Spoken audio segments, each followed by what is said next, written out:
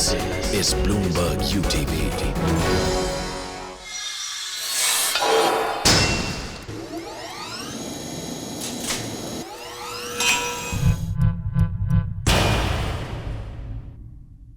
Welcome to Talk Back. I'm Hindol Sengupta. As the world mourns really after 1 year of the dastardly attacks in Mumbai, an event that has infamously now been called 26/11 will go down in history as one of the worst terror attacks on India. We are in Mumbai. We're in this city as the world mourns the 26/11 attacks with the man who was brought in to bring a young reformist change. He's won a historic election now. With me, delighted to welcome on Talk Back the Chief Minister himself, Ashok Chavan. Ashok Chavan, thanks very much indeed for your time and congratulations, a historic victory also in the elections. Thank you. It's going to be a tough week when everybody will remember 26/11. Yes. We do feel sad about the events of 26/11. Definitely it was a nightmare which Maharashtra never thought about, Mumbai never thought about. And today when we complete 1 year after this incident, the memory of those 3 days has been really sad for all of us. And that's the question the whole world essentially and this country and every Mumbaiker wants to ask you, Ashok Chavan. Is Mumbai safe today? You were brought in because to change in some senses the dynamics of security in the city. Is the city safe today? It is safe. The people of Maharashtra, the people of Mumbai should feel safe about it. We have strengthened ourselves in the last 1 year. Tremendous transformation has taken place at all levels within the police department, within the intelligence department, with the government of India. Our neighbors are a major concern for us.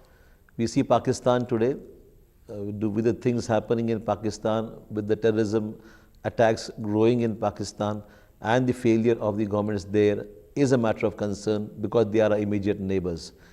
The issue is Nepal, with the bordering country like Nepal, and the issues going on, the Naxalism and other issues are a matter of concern.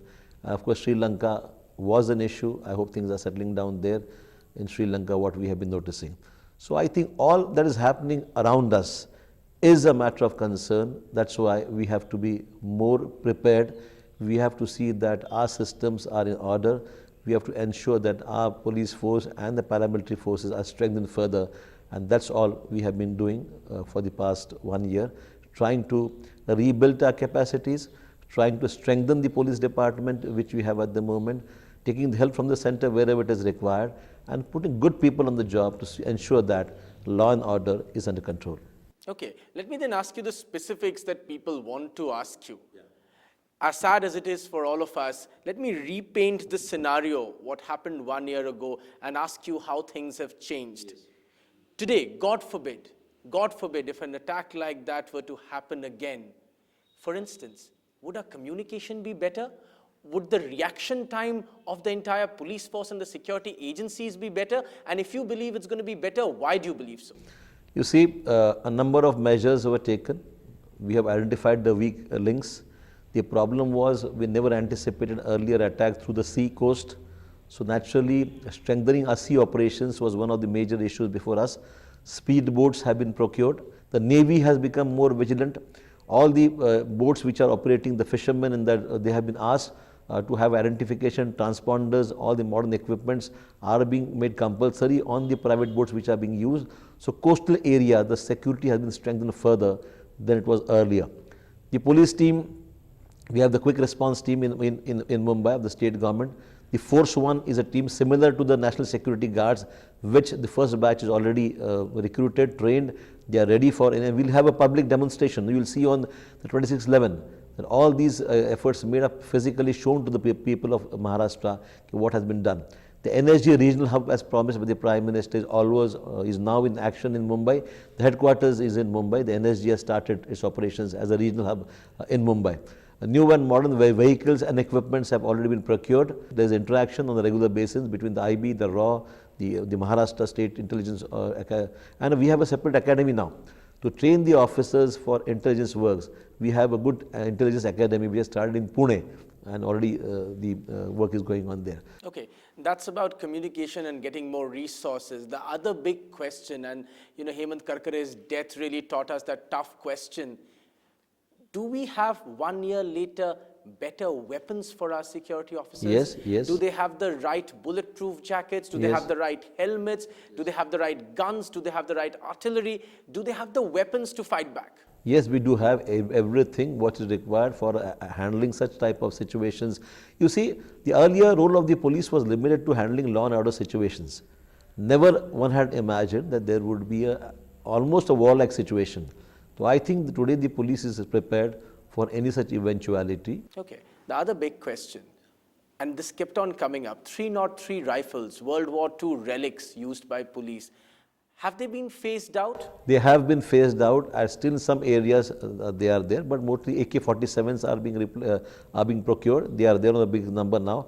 The MP5 sort of German-made equipments also have come into the police force, and now a tremendous change and even training. See, getting the weapons is not only important, but training the police force to handle these equipments and weapons is also important. That too is being done for the police. That's the physical infrastructure. Fighting terror, as you know very well as the Chief Minister of Maharashtra, is about fighting terror in the mind. It's about fighting terror through intelligence. KPS Gill told me in an interview that no matter how many metal detectors you put, no terrorist ever walks through a metal detector. So you have to fight terror with intelligence. That used to be one of our weakest links. Is our intelligence gathering mechanism better, and if yes, why? You see, there is a scope for improvement. Always there is scope for improvement.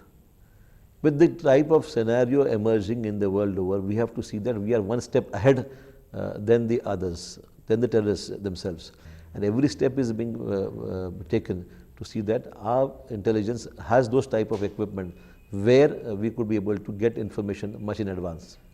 Major Unnikrishnan's father has gone to the press saying that many questions about his son's death remain unanswered.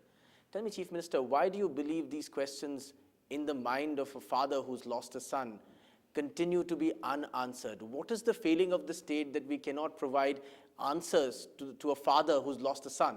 I do understand the sorrow and the anxiety of the people who have lost their near and dear ones. Anybody in his place would feel the same thing. Even today, whether it is Mrs. Karkare or Unnikrishnan's father, everybody is in a sorry state of mind. Everybody feels deeply hurt, and everybody does remember the days when their children grew up or their husbands. And so it is definitely a feeling of sorrow within them. I think there's nothing hidden today. Everything what has happened, what has transpired, all the police action taken, everything is before the families. If they want any specific information from the state government, I won't mind giving them anything.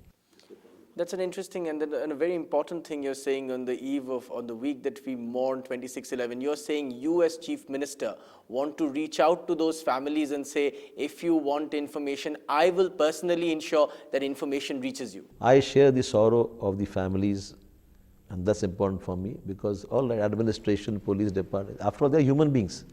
We cannot forget that they have been human beings. They have fought bravely. They have fought for the citizens of Maharashtra. They have fought for the country and laid down their lives. And I think there's nothing to hide from them. So whatever information they ought to have, we are ready to give them, help them in whatever way we can. When you wake up every morning, do you ever feel scared? I never feel scared about anything.